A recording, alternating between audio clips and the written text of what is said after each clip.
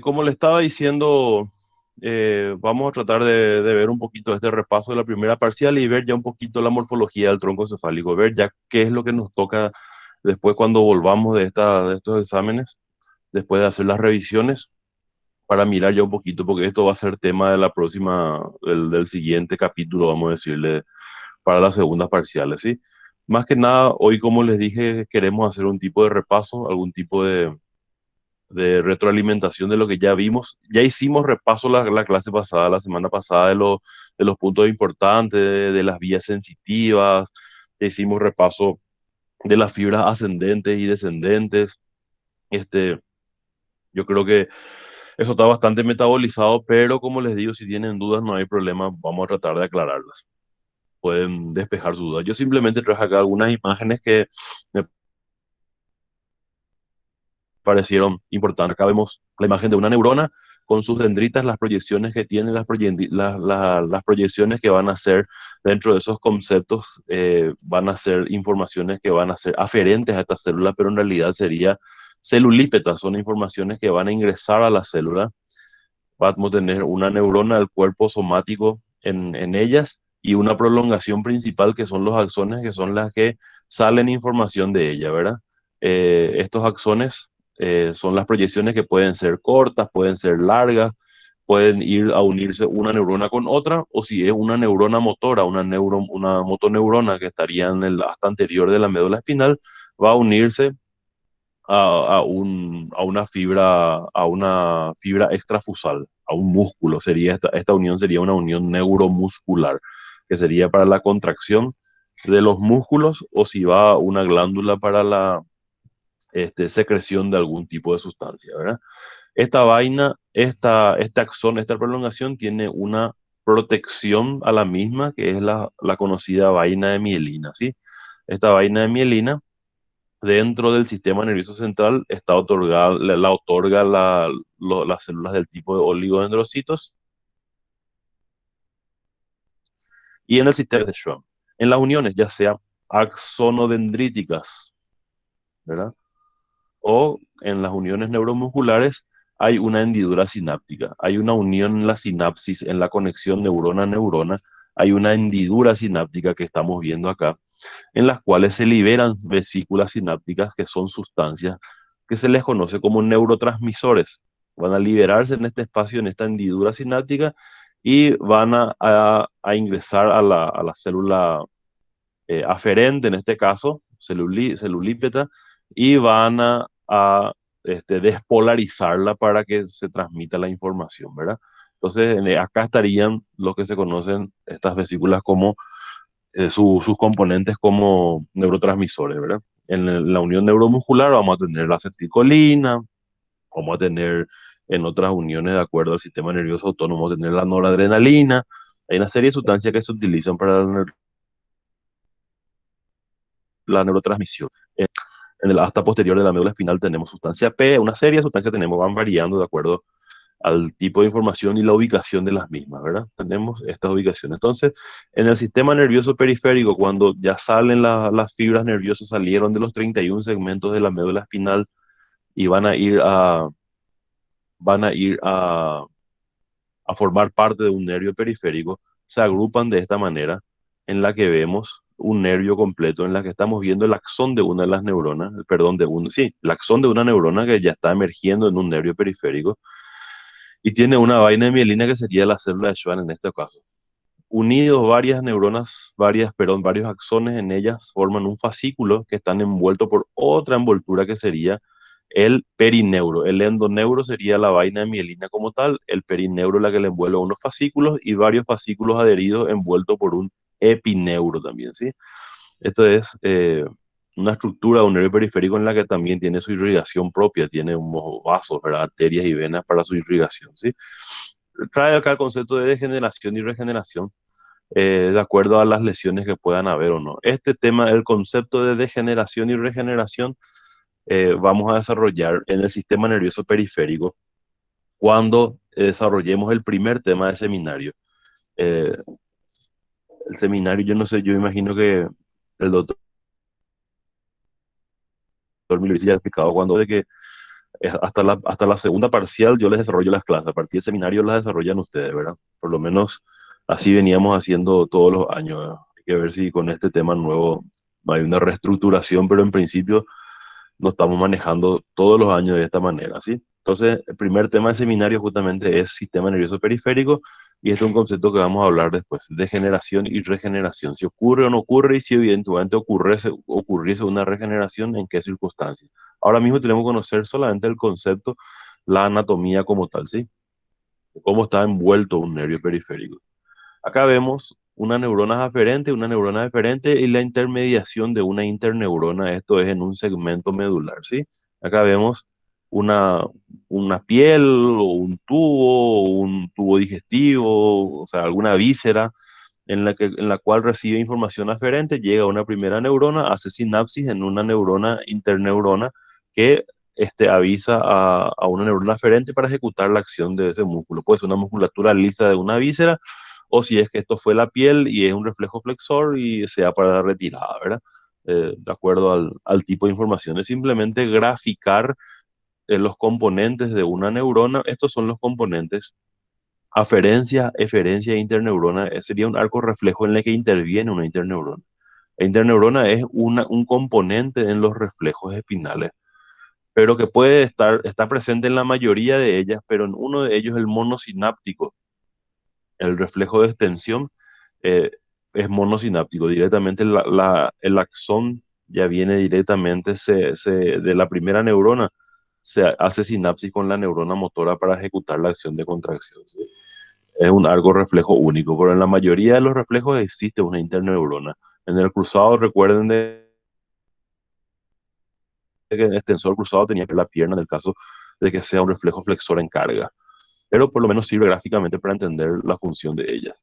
Acá vemos el dibujo de una corteza cerebral, un dibujo esquemático del encéfalo, en la que estamos viendo dibujado cada uno de ellos, cada una de los lóbulos, perdón, en la que habíamos dicho que este lóbulo frontal era eminentemente motor, ¿verdad? Teníamos acá el surco central o de Rolando que separa frontal del parietal, los lóbulos frontales y parietales.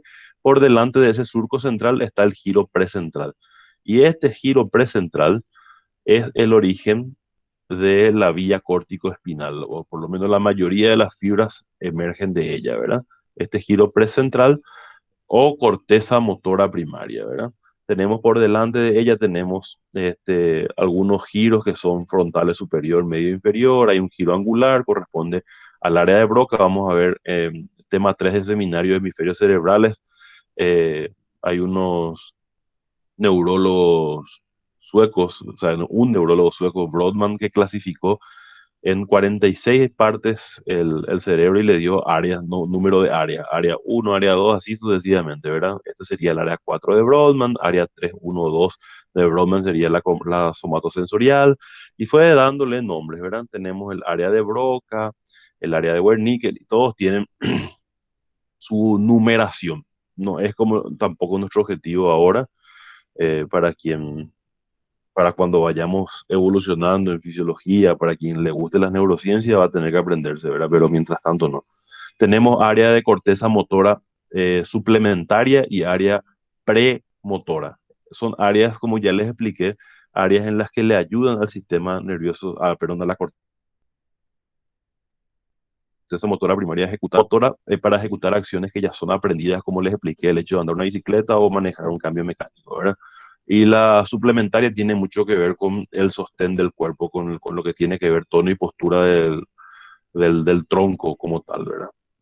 De todo el cuerpo como para sostener el cuerpo y ejecutar las acciones finas que desea desarrollar la corteza motora primaria. Por detrás tenemos la corteza somatosensorial, que es el giro postcentral, de que llega toda esa información. Recuerden cuando hablamos nosotros de la secuencia de información, de la información consciente, que había una secuencia de tres neuronas entre receptor y corteza, en la que estaba un receptor, había una primera neurona en el ganglio espinal, una segunda neurona que estaba o en la médula espinal o en el tronco cefálico, tercera neurona tálamo, y esa información del tálamo llegaba acá a la corteza somatosensorial. Ambos, esta corteza somatosensorial como la corteza motora primaria, Ambos tienen un homúnculo cortical o homúnculo de Penfield que le llama, que es el dibujito bien graficado de un cuerpo en la cual está representado de acuerdo en la sensibilidad, de acuerdo a los receptores, todo de acuerdo al alto grado de ejecución que puede desarrollar cada órgano, ¿verdad? Está representado de acuerdo a la cantidad de información que recibe o de acción que ejecuta, ¿verdad? Entonces está bien graficado en esta misma zona, ¿sí? Esta es una cara lateral. Acá, en esta parte, tenemos el lóbulo occipital y el lóbulo temporal. El lóbulo temporal tiene otra vez un giro temporal superior, giro temporal medio, giro temporal inferior. Y en la parte superior, en el giro temporal superior, tenemos lo que es la corteza auditiva primaria, ¿sí? Pegado al surco lateral. Recuerdan que el surco lateral o surco de Silvio separaba frontal y parietal del temporal. Acá, esta zona, esto si nosotros separamos, si abrimos este espacio entre el temporal y el frontal y el parietal, el surco lateral, si abrimos, vamos a encontrar tejido, vamos a encontrar parte de la corteza temporal que se mete, vamos a decir, medialmente. Esa es la se llama, les doy este dato, que se mete. O sea que la corteza auditiva primaria no es solamente lo que vemos acá en la periferia, sino lo que se mete también dentro, hasta que en el fondo lleguemos a un quinto lóbulo que se le conoce como la ínsula, al separar estos lóbulos. En ese territorio en el que recorre un poquitito más el lóbulo temporal hacia el medio, dirigiéndose medialmente, también le corresponde a la corteza auditiva. Y acá atrás tenemos la corteza visual, que es la corteza que recibe información, como dice su nombre, visual. En la cara medial vamos a ver un surco calcarino, que es esta corteza visual que da por arriba y por debajo de ese surco. Entonces tenemos todo esto son lo que se le conoce como lóbulo sensitivo. Entonces todos recibimos informaciones acá y el frontal es, como les dije, motor, ¿verdad? Tiene otras acciones dentro de lo que es el sistema límbico, funciones ejecutivas, funciones con relación a la parte de las emociones, pero ahora mismo nos interesa que sepamos de que es motor. Y estos son todos sensitivos. Y este territorio que está acá, en el limbo entre los tres lóbulos, tanto el occipital, parietal y temporal,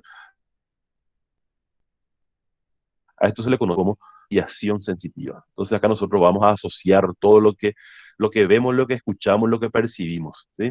Y bien pegado acá en una terminación donde se mete este surco y se forma el surco marginal, alrededor de este surco es lo que se le conoce como el área de Wernicke, que es el área de comprensión de la comprensión, ¿verdad? Del lenguaje, de lo que hablamos, lo que sale del área Broca interpreta también acá, ¿sí? Entonces yo tengo que escuchar, si yo voy a interactuar con una persona, estoy escuchando su voz, voy a escuchar en el área de asociación sensitiva, voy a tener, perdón, en el área de la corteza auditiva. Yo estoy viendo que él me está hablando, está moviendo los labios, yo estoy reconociendo, veo su rostro y estoy reconociendo quién es él, ¿verdad?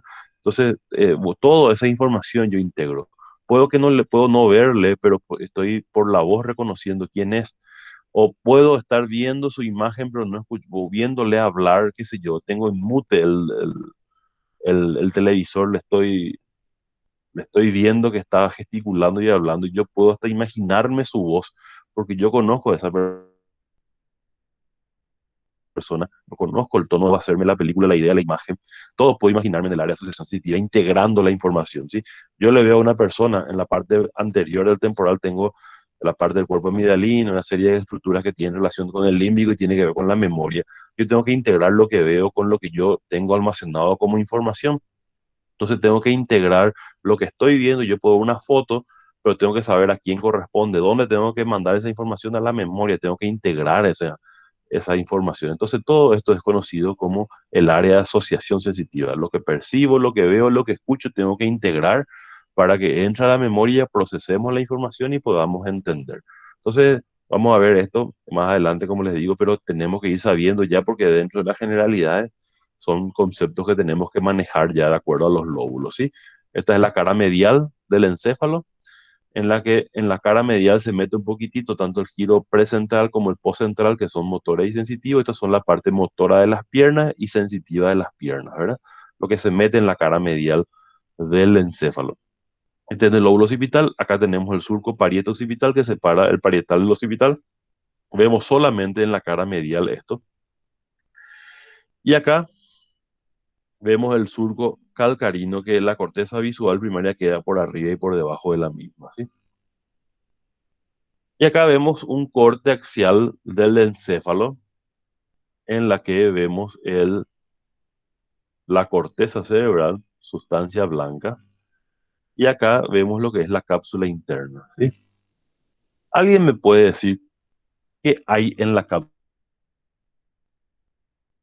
interna? ¿De qué está compuesto? ¿Qué tipo de sustancia es? Y si alguien es más avesado, me puede decir qué tipo de información viaja por ahí. Muy bien, para que sea bien democrático y nos respondan lo de siempre, vamos a hacer un pequeño sorteo acá, doctor. Y la Parece beneficiada del fantástico. sorteo es la estudiante Cáceres Teixeira Andrea, Andrea Cáceres. Si le puedes responder, por favor, al profe. Hola, Andrea, adelante. Si puedes volver a repetir la pregunta, dice doctor. ¿Qué tengo yo acá? Estamos hablando que hay corteza cerebral, que es sustancia gris, acá tenemos sustancia blanca, y acá en este territorio que se le conoce como cápsula interna, yo quiero saber qué es, qué tipo de sustancia es esta cápsula interna y qué tipo de información, si es que por lo menos que me diga qué tipo de sustancia tenemos acá. Y si es que podemos decir qué tipo de información lleva eso, o qué es la cápsula interna. Profe, en la, tipo, en la parte interior está la sustancia blanca y en la parte exterior la sustancia gris. Después en la sustancia blanca van a estar los axones y en la sustancia gris los cuerpos neuronales y gliales. ¿O a qué te referís? No, o sea, la cápsula interna es sustancia blanca. Y por hacer sustancia blanca es lo que me decís, son prolongaciones, son axones, ¿verdad? Eso es categórico. Nos quedamos de que acá hay sustancia blanca, nosotros tenemos, en la corteza tenemos sustancia gris. Y en los núcleos profundos, el tálamo y el cuerpo estriado son núcleos, o sea, son neuronas, son acúmulo de neuronas que son los núcleos, ¿verdad? Núcleos basales. Estos son sustancias grises, estos. Los núcleos corteza cerebral. Esos son sustancia gris que son cuerpos neuronales, le confieren la característica de sustancia gris.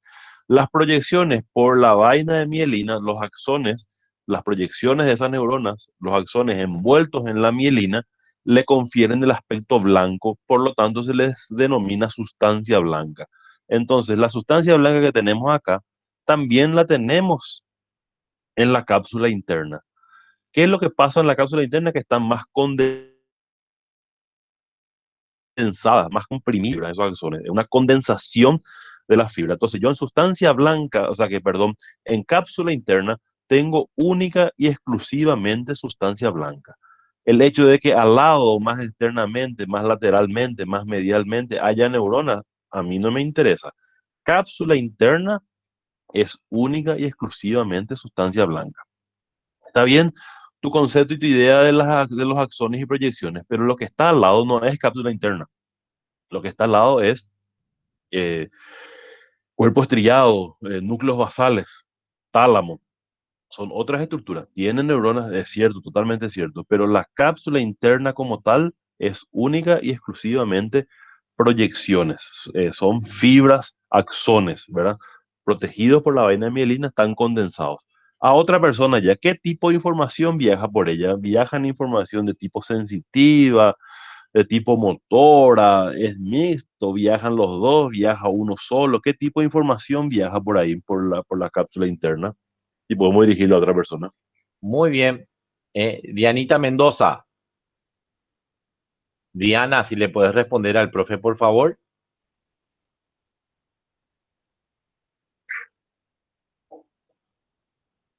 Chicos, vamos a estar atentos, por favor. Esto tiene que ser participativo.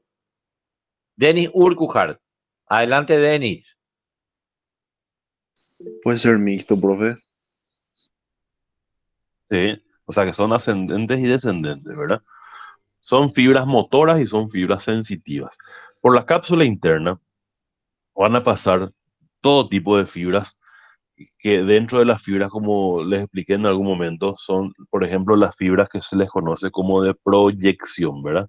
Tenemos fibras de asociación a la sustancia blanca que une un lóbulo con el mismo lóbulo, el lóbulo con otro lóbulo, Tenemos fibras comisurales que pasan a través del cuerpo calloso, que es el más importante, el fornix y la comisura blanca anterior son los otros. Y las de proyección son los que van a salir de la corteza a niveles inferiores o van a llegar desde niveles inferiores, médula espinal, por ejemplo, a la corteza. O sea, son fibras que van a ascender o van a descender, ¿sí? Van a condensarse en este 2,5, 2,5 a 3 centímetros de largo que tiene toda esta fibra. Son todas las fibras que van a salir de la corteza o que están viniendo de afuera y llegando de niveles inferiores a la corteza cerebral. Entonces, la información evidentemente es mixta, ¿verdad? Tanto fibras motoras que van a salir a ejecutar acciones que van a proyectarse a niveles inferiores al tronco encefálico, a la médula espinal, van a proyectarse de esas fibras motoras y también las que están viniendo desde otros niveles, ya sea del medio interno o medio externo, pero que están viniendo de niveles inferiores y van a llegar a la corteza cerebral. Entonces, las fibras de proyección, las que salen de la corteza y se dirigen a niveles inferiores, subcorticales como se les conoce, van a estar atravesando por esta cápsula interna. Y entonces esa condensa, a medida que vienen de la corteza y vienen condensándose, se va llamando corona radiada. O sea, la que va saliendo de aquí se va formando, a esta zona le llaman como corona radiada, a esta zona. Entonces yo hago un corte en este plano, vamos a decir, oblicuo para sagital, y voy a encontrarme con fibras del cuerpo de la corona radiada, el abanico de la corona radiada. Van a ir descendiendo de todos los niveles, van a venir descendiendo del frontal, del occipital, van a ir descendiendo estas fibras, o ascendiendo en todo caso, ¿verdad? Y van a condensarse en esta parte que es la cápsula interna, ¿sí? Al condensarse ahí, este, vemos obviamente como un poquito más denso la imagen en relación al resto, pero pasan muchas fibras ahí, tanto ascendentes como descendentes, por lo tanto la cápsula interna es mixta. Tiene incluso su distribución, ¿verdad? El brazo posterior motor, en la rodilla pasa un tipo de fibra, otros, cada lugar de la cápsula interna está, vamos a decir, delimitado a quién le corresponde o qué tipo de fibras atraviesan por ellas, ¿sí? Este para mostrarle nada más una imagen de una resonancia del encéfalo en un corte en el plano sagital. Estamos en la mitad mismo del encéfalo, seríamos, vamos a ver, en la línea media, porque acá tenemos la nariz y tenemos el tabique, ¿verdad? Cosa que estamos en el límite mismo del medio del encéfalo, en la que vemos el cerebro, el encéfalo como tal, lóbulo frontal, parietal, occipital, veríamos acá. Le vemos a esta lámina que separa a esta estructura que es el cerebelo, el tronco encefálico aquí, el cerebelo, ¿sí? Esta lámina que le separa sería el tentorio o la tienda del cerebelo, ¿sí? El tentorio o tienda del cerebelo. Acá vamos a tener el seno sagital superior que va a desembocar en el seno o en la confluencia de senos en la línea media, ¿sí? Vemos de que acá tenemos el cuerpo calloso. Esto sería una cavidad ventricular, el LCR. Tendríamos en este espacio, ahí vemos el tálamo, pero tenemos también parte del tercer ventrículo, ¿sí? Parte del tercer ventrículo. El acueducto cerebral, esto sería el mesencéfalo, la parte más superior del tronco encefálico, el puente, la pancita que le conocemos, la médula oblongada, y una vez atravesado el agujero magno, la médula espinal, ¿verdad? Vemos cómo se correlaciona, se continúan con ella, y detrás del tronco encefálico nos queda el cerebelo, ¿sí? El cerebelo dijimos que tenía láminas, a diferencia del cerebro que tiene giros. Se dan cuenta de la diferencia del espesor que tiene entre lo que es un giro o circunvolución del encéfalo con una lámina que tiene el cerebelo, ¿sí? Son estructuras muy parecidas, pero a la vez tienen sus diferencias importantes, diríamos, en cuanto a la estructura topográfica. Entonces vemos que acá tenemos el mesencéfalo y la atraviesa el acueducto cerebral para llegar al cuarto ventrículo, ¿sí? Entonces del tercer ventrículo al cuarto ventrículo se comunican a través de este acueducto cerebral, ¿sí? Acá vamos a tener el agujero Luschka, que van a ser a los costados, los recesos laterales, y Magendie en la línea media, ¿sí? Y se va a abrir al espacio subaracnoideo. Todo esto que vemos en negro en este tiempo 1 de resonancia se llama. Lo que vemos en negro alrededor del encéfalo es líquido cefalorraquídeo, perdón. Líquido cefalorraquídeo en negro, ¿sí?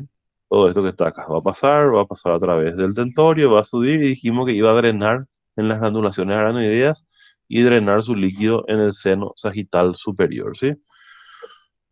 Vamos a estudiarle un poquito, vamos a mirarle al tronco también, como les dije ya más adelante. Y acá tenemos también un dibujo esquemático de lo que sería una cavidad ventricular, dibujado solamente los ventrículos. Vemos el ventrículo lateral de un lado, va a estar del otro lado también, no se le ve al otro lado, vemos de este lado nada más. Agujero de Monro que comunica con el ventrículo lateral del lado contrario. Tercer ventrículo. El tercer ventrículo se comunica con el acueducto, a través del acueducto, al cuarto ventrículo en un nivel más inferior. Y de ahí pasa al espacio senoideo. Esto es lo que sería la cavidad. Entonces, este espacio del cuarto ventrículo que se abre, el... recuerdan en la médula espinal teníamos el conducto central. Ese conducto central, cuando empieza en la parte más cefálica, ese conducto central que estaba en el medio mismo de la mariposa, el conducto central en la médula espinal, se va haciendo más posterior. A medida que avanza en la médula oblongada, se va haciendo más posterior hasta que llega,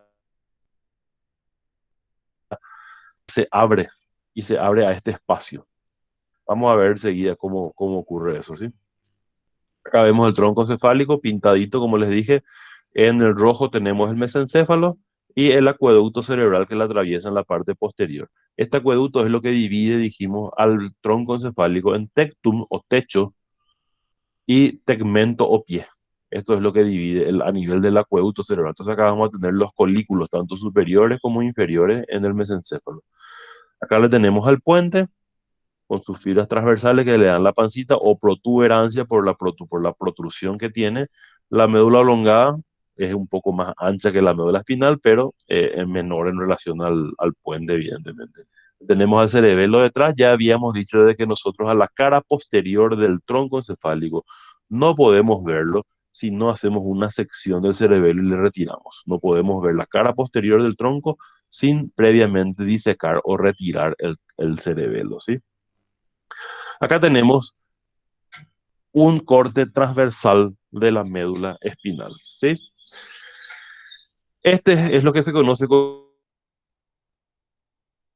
cordón posterior lateral y cordón anterior, ¿sí? Acá están pintados por lo menos las 3 o 4 fibras, haces más importantes. Vamos a preguntarle a una persona. Acá tenemos el cordón posterior, tenemos los fascículos grácil, que es medial, y cuneiforme, que es lateral, ¿sí? Grácil y cuneiforme. Quiero saber qué tipo de fibras viajan por acá, axón de qué neurona viaja por acá y qué tipo de información. Vamos a transferirle esa pregunta a algún compañero, a algún estudiante. Muy bien, entonces la pregunta se hace a Adolfo Silva. Vamos a ver, Silva, si puedes activar tu micrófono y puedes responderle, por favor, al profesor. Hola, ¿se me escucha? Sí, sí, sí, sí. Perfecto. Adelante, Silva.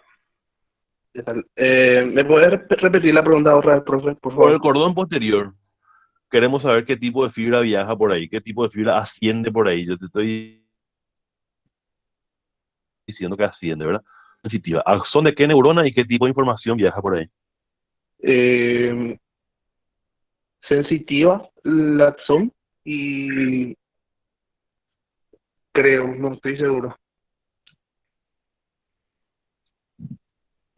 Hola. ¿Sí? Y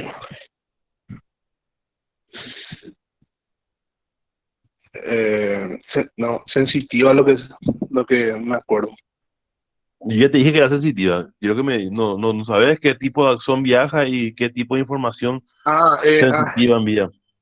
no, no, no, no, Bueno, no. vamos a pasar a otro compañero. Muy bien. Pamela Tiarribia. Pamela Tiarribia, si le puedes responder un poco al profesor, por favor.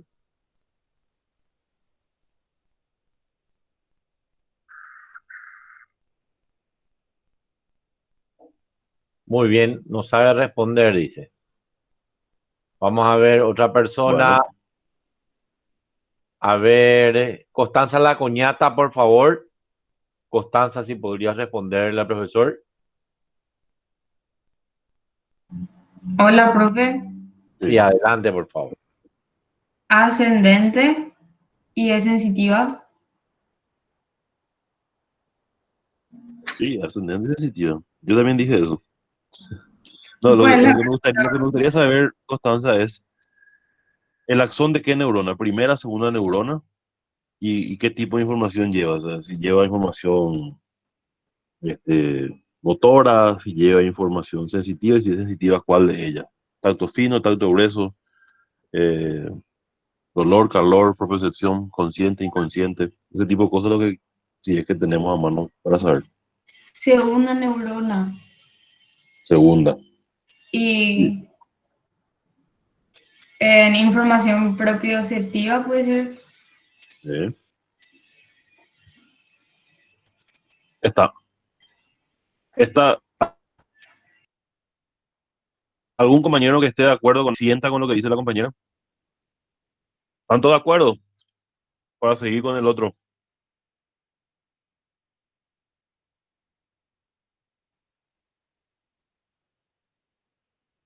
Fabiana Recalde, ¿está de acuerdo? Sí, estoy de acuerdo. ¿Cómo? Está, así estoy de acuerdo, hijo, ¿verdad? Bueno, eh, es información propioceptiva, una de ellas. Faltó el tacto fino. Tacto fino y propiocepción consciente es la información que viaja por el cordón posterior. Pero es, recuerden esto, axón de la primera neurona. ¿Sí? Solo teníamos un receptor periférico, ingresaba, o sea, llegaba a la primera neurona en el ganglio espinal. Hace sinapsis con la primera neurona. La información que viaja por el cordón posterior, sistema nervioso central, no hace sinapsis con nadie. Entonces el axón de este ganglio espinal que está acá, de esta primera neurona, ingresa directamente al cordón posterior y asciende a niveles superiores. Llega a la médula oblongada, hace sinapsis con la segunda neurona en el ganglio o sea, en los núcleos grácil y cuneiforme de la médula oblongada. Entonces, la información que viaja por el cordón posterior es información homolateral, porque desde el mismo lado, del homolateral desde el receptor, desde donde yo recibí esa información. Axón de la primera neurona. Entonces, ¿qué yo tengo acá en el cordón posterior? Axones de quién? Primera neurona. ¿Información de qué tipo? Propiocepción consciente, tacto fino. Y a su vez es homolateral esa información. O sea que estoy recibiendo, está ascendiendo por aquí información que recepcionó el receptor periférico del mismo lado por el cual está ascendiendo. Recién en el tronco cefálico, cuando haga sinapsis con la segunda neurona, núcleo grácil y cuneiforme, ahí va a cambiar de lado y va a ascender al tálamo hasta la tercera neurona a través del lemnisco espinal. Pero mientras viaje exterior, va a ser axón de la primera neurona que lleva información homolateral de tipo propiocepción consciente y tacto fino, ¿sí? La misma pregunta para el tracto espinotalámico. Este tracto que ven acá pintado en verde, que le atraviesa el axón, perdón, la raíz anterior, por lo tanto, queda una parte del tracto espinotalámico es lateral y una parte del tracto espinotalámico es anterior. O sea, queda en el cordón lateral y una parte queda en el cordón anterior. Se dice, directamente se dice que el tracto espinotalámico es anterolateral al asta anterior de la médula espinal. Pero si vamos a ir a fines prácticos, una vez que emerge aquí la raíz anterior, divide los cordones, la sustancia blanca en tres cordones, ¿verdad? Tenemos el cordón posterior, el lateral y el medio. Entonces, de la fisura media anterior a la emergencia de la raíz anterior,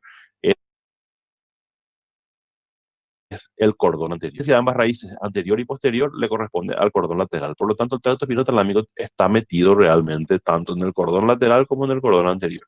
Lo que sí quiero saber es qué tipo de información viaja por acá, axón de qué neurona, y si es la información cruzada o es homolateral todavía, si ya es contralateral o es homolateral. Eso me gustaría saber.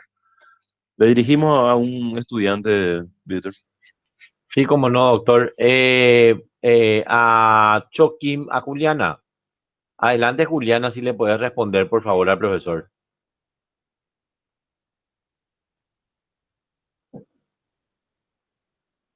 Profe, Juliana, ¿puedes volver a repetir, por favor? Porque se me ¿Qué Se me viaja? trabó ¿Qué el tipo de internet. información? Sí, no importa. ¿Qué tipo de información viaja por el tracto espinotalámico?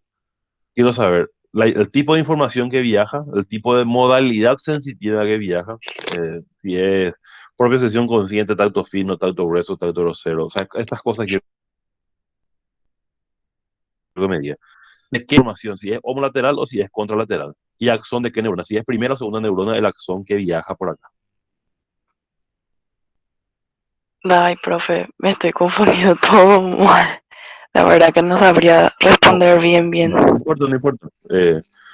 Para el examen espero que sepas. Vamos a pasar al otro compañero. Muy bien, doctor. Hay que ir estudiando ya, chicos. Esto es complicado, esto es cuesta arriba si no se hace un seguimiento del estudio. Félix López. Félix,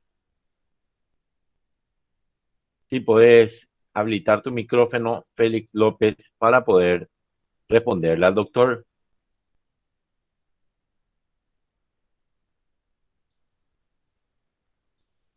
Muy bien, excelente, Félix. Fernanda Antonella Archilla. Archilla, por favor. Hola, profe. Hola, ¿cómo estás? Adelante. Es información sensitiva ascendente.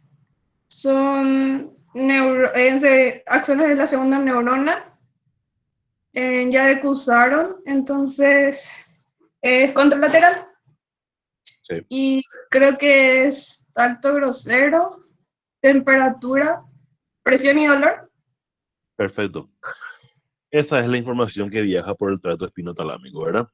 Eh, sensitiva ascendente es lógico, ¿verdad? Pero bueno, como para ubicarnos en el contexto es importante que diga, ¿verdad? Eh, viaja por aquí información que lleva tacto grosero, presión, dolor, temperatura, ¿sí? Le llaman la vía termoalgésica, ¿verdad? Temperatura y calor nomás sería termoalgésica, pero está incluido también obviamente eh, tacto grosero y presión, ¿verdad? Entonces viaja por esta vía, por el tracto espinotalámico. Profe, ¿Quién viaja? Hola. yo tengo una pregunta. Sí, Al hacer sinapsis con la segunda neurona, ahí es cuando cambia el lado, ¿verdad? sí, sí, sí. Entonces, eso es justamente lo que dijo la compañera. Entonces, si yo tengo el receptor periférico que lleva la información del dolor, ¿sí? Entonces va a hacer sinapsis con la primera neurona en el ganglio espinal, ¿sí? Ganglio espinal, primera neurona. Ingresa a la médula espinal, siempre decimos de que la información sensitiva ingresa del mismo lado del receptor periférico. Entonces, si yo recibí la información de este lado, va a ingresar a la médula del mismo lado. Primera neurona, ganglio espinal, ingresa a la médula espinal. Cuando lleva la información termoalgésica, la segunda neurona ya está en el nivel ahí mismo o puede ser uno o dos segmentos más arriba capaz que viaje por un fascículo que está acá, que es el de Lissauer, y va a hacer sinapsis con la segunda neurona en el asta posterior de la médula espinal. Una vez que hace sinapsis con una neurona en el asta posterior, esa neurona sería la segunda neurona de la vía sensitiva consciente, ¿verdad? Entonces, sinapsis con la segunda neurona. Esa segunda neurona, automáticamente de la segunda neurona la información consciente cambia de lado. En el caso del cordón posterior, después de haberse unido en los núcleos grácil y cuneiforme de la médula elongada, cambia de lado, el disco medial asciende a tálamo. En este caso, la información termoalgésica, receptor periférico, primera neurona ganglio espinal, segunda neurona hasta posterior de la médula espinal. Ahí ese axón de esa segunda neurona va a cambiar de lado por la comisura, va a meterse en este tracto y de ahí va a ascender por este tracto, ¿sí? Entonces, al ascender por este tracto, al llevar información, tacto, dolor, presión, temperatura, lleva información de quién, axón de la segunda neurona. Como es del lado contrario, por lo tanto, es información cruzada, ¿sí? Entonces, ¿qué yo tengo acá en el tracto espinotalámico? Tacto, dolor, presión, temperatura. Información cruzada es información contralateral del lado contrario del cuerpo. Ya está, ya es información del lado contrario, ¿sí? Del lado contrario del cuerpo. lo que asciende en este tracto. Lo que asciende por el cordón posterior es todavía homolateral porque no hizo todavía sinapsis con la segunda. Entonces, mientras viaje por la médula espinal, va a tener información de la primera neurona y homolateral. La que viaja por el tracto espinotalámico es información ya cruzada del lado contrario y la información ya es de la segunda neurona, por eso cambió de lado. Sí, cambió de lado porque ya es de la segunda neurona.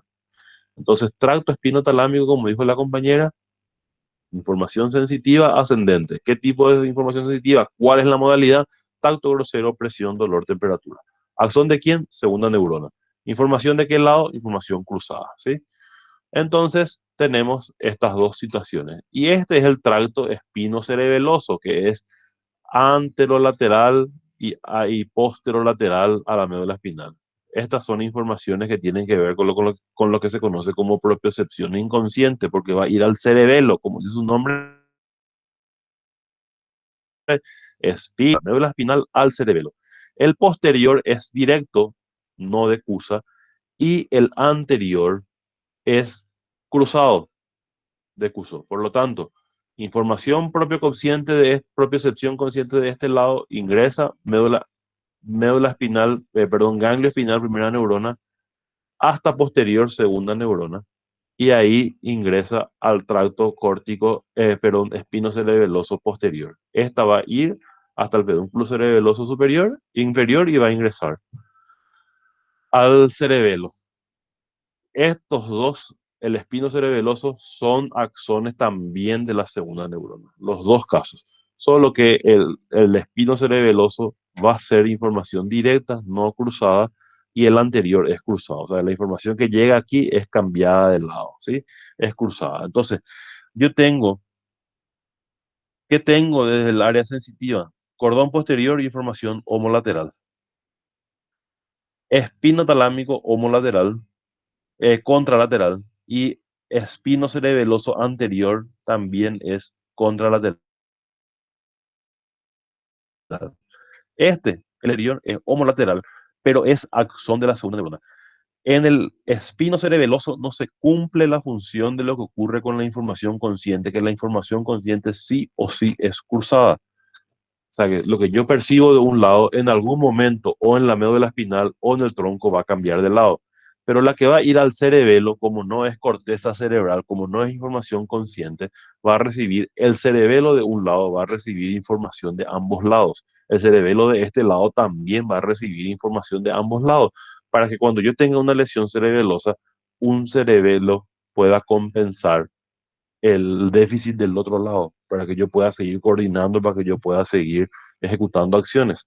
Entonces, la información que va al cerebelo no es necesariamente cruzada, pues son mixtas. Hay algunas informaciones que son cruzadas y hay otras que no. Por lo tanto, ¿qué yo tengo acá? En el tracto espinotalámico es información cruzada. Espinocerebeloso anterior, cruzada. Y estos dos que están más atrás, el espinocerebeloso posterior y el cordón posterior, son homolaterales. ¿Cuál es la diferencia entre ellas? De que este es de la segunda neurona y la única que asciende, que es de la primera neurona, es del cordón posterior. Entonces las otras son todas de segunda neurona, ¿sí? Entonces la única que es de primera neurona con cordón posterior. Estas dos son homolaterales y estas dos son eh, contralaterales. ¿Qué tenemos con el tracto córtico espinal lateral, que es parte de la vía? El tracto córtico espinal también es cruzado, ¿sí? La que viaja por este lado es, pues, en el cordón lateral de la médula espinal, es información cruzada, es información del lado contrario, perdón, la que salió de la corteza motora primaria, cambió de lado y va a descender por el tracto córtico espinal lateral. Esto es lo que decusó en la decusación piramidal. Ese 75 a 90% de las fibras que decusaron descienden por aquí. Las que no decusaron descienden en el cordón anterior, pero también va a cruzar en el momento que va a salir. En el segmento medular que le corresponde, la que no decusaron en la decusación piramidal descienden por el cordón anterior, pero van a cambiar de lado, van a hacer sinapsis con la segunda neurona motora en el asta anterior y va a ejecutar su acción que le corresponde. Ese 10 a 25% de fibras que no decusaron en la decusación piramidal lo van a hacer a nivel del segmento que le corresponde emerger de ella, ¿verdad? Acá vemos unas envolturas meningias en 3 segmentos medulares. Acá tenemos un segmento medular, otro y otro, ¿sí? Tenemos la médula espinal, se le quitó la sustancia blanca, vemos solamente la sustancia gris, la H de la sustancia gris, en ese 14 número que vemos, el número 14, se corresponde al agujero central de la médula espinal, ¿verdad? Tenemos los fascículos, que son unas raicillas, tanto de la anterior como la de posterior. Se forman las raíces, en este caso posterior, la que está aquí al lado de la anterior, y forman un nervio periférico. Entonces, si esta raíz es posterior y la otra es anterior, esta es aferente o sensitiva y la otra es eferente o motora. Al unirse, tenemos fibras mixtas, tenemos tantos aferentes como eferentes, y ahí se separan en lo que se conoce como ramo posterior y ramo anterior, ¿sí? Estos son los ramos. Los ramos son mixtos, pero las raíces son puramente o aferentes o eferentes. Diferencias entre raíces y ramos, ¿sí? Las raíces son o puramente sensitivas o puramente motoras, pero el ramo es, eh, es mixto. Después, en el plexo, cuando se mete, ahí nervios van a ser puramente sensitivos, nervios van a ser puramente motores, pero ya van a ser mezcla de varios niveles, ¿verdad? Tenemos entonces la pilla madre, la que está en íntimo contacto con la sustancia blanca, que está en íntimo contacto con la médula espinal y tiene sus proyecciones que se adhieren a la dura madre, que son estos ligamentos dentados, ¿sí? Que son varios segmentos de ellos y tienen, como les dije, la forma de una sierra, por lo tanto son los dientes de una sierra. Estos son los mismos que vimos: el cordón posterior, el tracto espinocerebeloso, el tracto espinotalámico, el tracto córtico espinal. Estos son los otros tractos que se le conocen como eh, extrapiramidales. Acá vemos un corte en el plano sagital de una pieza cadavérica, en la que estamos viendo el cuerpo calloso, el tronco encefálico, la médula espinal, al atravesar el agujero magno, el cerebelo, parte de los pedúnculos que están uniendo fibras del puente del tronco encefálico al cerebelo, el tálamo ya más alto, un poco más abajo del mesencéfalo, cuerpo calloso, y esto que ven acá es la hoz del cerebro. Se dan cuenta que nos están viendo, acá vemos el lóbulo frontal, pero esta lámina que estamos viendo es la hoz del cerebro, que se mete en el surco longitudinal medial y que dijimos que teníamos como tope el cuerpo calloso. Lo más profundo que yo puedo ver al separar ambos hemisferios, voy a encontrarme con este cuerpo calloso, que dijimos que son fibras comisurales, están uniendo un hemisferio con otro, ¿sí? Entonces, tengo la hoz del cerebro, que es un repliegue de la dura madre, y acá tenemos el tentorio, que va a estar dividiendo el lóbulo occipital del cerebelo. Y para terminar, vamos a mirarle al tronco, como les dije, desde su cara anterior y un poquitito desde su cara posterior, ¿sí? Acá vamos a verle al mesencéfalo. Nosotros, en una pieza cadavérica, cuando veamos un encéfalo y le miremos de arriba para abajo, veamos el encéfalo, el tronco encefálico, vamos a encontrarnos con esta imagen parecida, pero es muy poco visible esta parte de los pedúnculos cerebrales. Dijimos, ¿se acuerdan cuando al mesencéfalo le dividimos, hacíamos el corte axial y veíamos el tectum o techo, que era detrás del acueducto, y tegmento o pie, que es por delante del acueducto, que es la parte más voluminosa del mesencéfalo? Y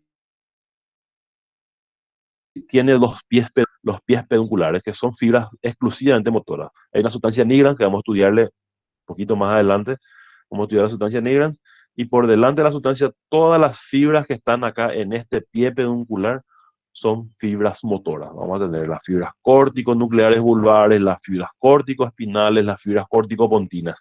Vamos a tener todas las fibras descendentes eh, que tienen funciones motoras, descendiendo por estos pies pedunculares. A estos pies pedunculares o pedúnculo cerebral se los conoce como pedúnculo cerebral. Recordemos el nombre de pedúnculo cerebral, porque el cerebelo tiene también 3 pedúnculos para unirse con el tronco. Hay un pedúnculo cerebeloso superior, que son fibras que van a salir del mesencéfalo y se van a unir al cerebelo. Pedúnculo cerebeloso medio, este que está acá, toda esta cabellera de fovil que le conté, son fibras del pedúnculo cerebeloso medio, se va a ir al cerebelo. Y va a salir otro del tronco de la médula oblongada, que es el pedúnculo cerebeloso inferior. Esto tiene un apellido: pedúnculo cerebeloso medio, pedúnculo cerebeloso superior e inferior van a tener. Vamos a ver. Viéndole desde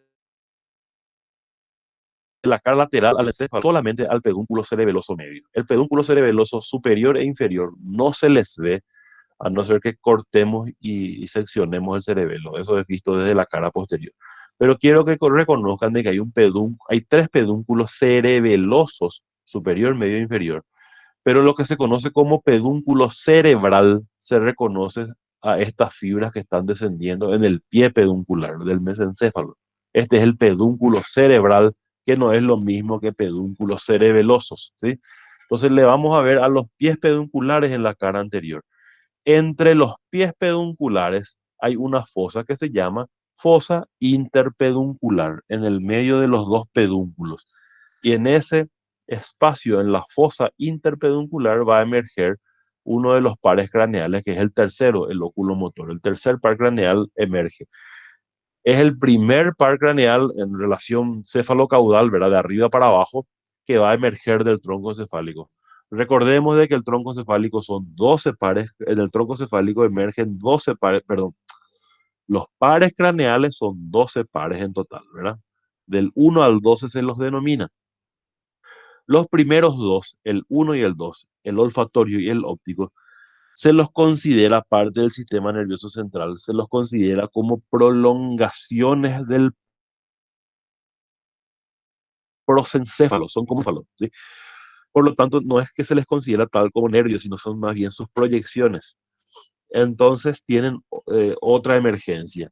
Y las que salen del tronco encefálico salen a partir del tercero al 12avo par craneal, emergen del tronco encefálico. Entonces, cuando nosotros hacemos una separación de sistema nervioso central y sistema nervioso periférico, sistema nervioso central es única y exclusivamente encéfalo y médula espinal. Incluye obviamente el tronco, ¿verdad? Y se les incluye al primero y segundo par craneal como parte del sistema nervioso central. Al sistema nervioso periférico se los reconoce como los nervios espinales y los pares craneales. Los pares craneales del tercero al 12. El 1 y el 2 son considerados parte del central, como les dije, porque son, desde el punto de vista filogenético, son proyecciones del prosencéfalo, ¿sí? Entonces, del tronco encefálico van a emerger a partir del tercero. Entonces, y estas son las que son consideradas como parte del sistema nervioso periférico. Tercer par craneal. Acá, esto que está viniendo desde atrás sería el cuarto par craneal, que es el troclear o patético, que es el único que emerge de la cara dorsal del tronco. En la próxima imagen vemos la cara visto el tronco cefálico desde atrás, ¿sí? Y vamos a ver que este cuarto par craneal es el único que sale de atrás, ¿sí? Esto es lo que sería el puente. Y en el puente o protuberancia, como les dije, hay fibras que son transversales. Si yo tengo un eje longitudinal que va de arriba a abajo, que es rostro caudal o caudocefálico, en este sentido, la pancita de la protuberancia o el puente son fibras transversales. Hay núcleos pontinos acá, de un lado, cambian de lado y mandan al cerebelo. Son las fibras que corresponden al pedúnculo cerebeloso medio. Lo mismo, núcleos pontinos acá y se meten al pedúnculo cerebeloso medio. Entonces esas fibras transversales son los que forman la pancita del pedúnculo, perdón, de la protrusión o puente. Y les dije como esas fibras son fibras que son poco visibles y tienen una serie de formas de estrías. Se le conoce a esto como la cabellera de Foville en la literatura francesa. Este es el tronco, perdón, y lo que sería parte del puente, y emerge de ella el quinto par craneal. En realidad está ingresando. Esta fibra más gruesa que ven es la parte sensitiva del quinto par, y esta ramita más finita que ven a su lado es la porción motora de ese quinto par, que es el trigémino, ¿sí? En el puente que la atraviesa en medio del pedúnculo cerebeloso medio. Muchos dicen de que esta emergencia del quinto par es la división entre lo que es la cara anterior y la cara lateral o posterior del tronco cefálico, la emergencia del quinto par.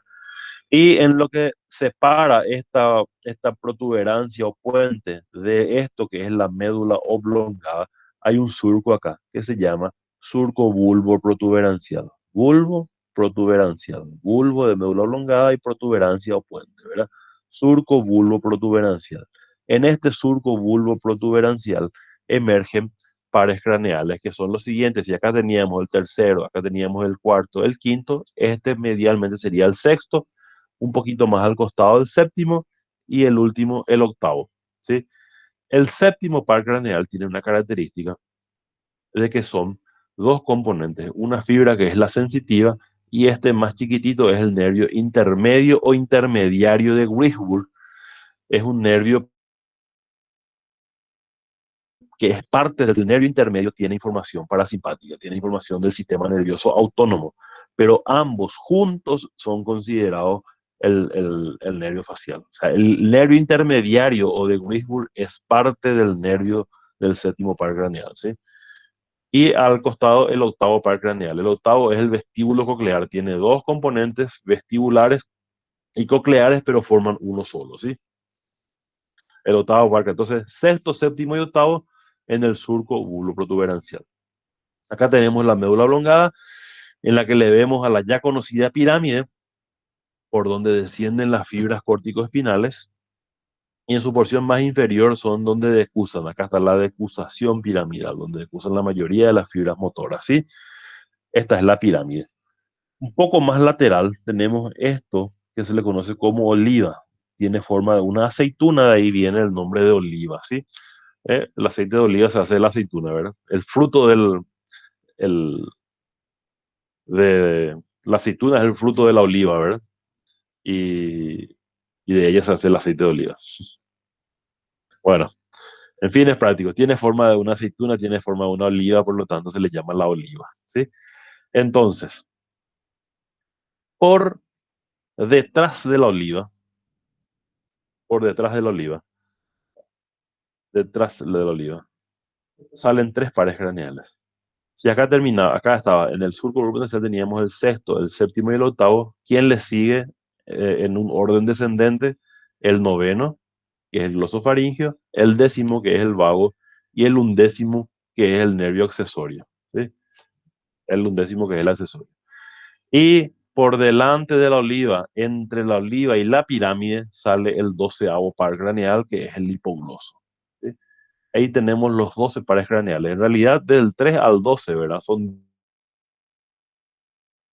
10 pares craneales que emergen. El 1 y el 2 son prolongaciones del prosencéfalo. Acá le tenemos al 1, que es el olfatorio. Vamos a meter una cintilla que se va a meter hacia el área septal y otra que se va a meter hacia el cuerpo amigdalino en el lóbulo temporal. Y el óptico, que es el segundo que ven acá, se va a ir al tálamo. Las proyecciones se meten al tálamo y de ahí va a ir las estrías, las fibras van a ir al lóbulo occipital, al área de la corteza motora, perdón, al área de la corteza visual primaria. Entonces el 1, el olfatorio, el 2, el óptico, prolongaciones del mesencéfalo, del prosencéfalo, y a partir del tercero emergen del tronco encefálico, ¿sí? Esto es lo que vemos en la cara anterior y esto es lo que vemos en su cara posterior, ¿sí?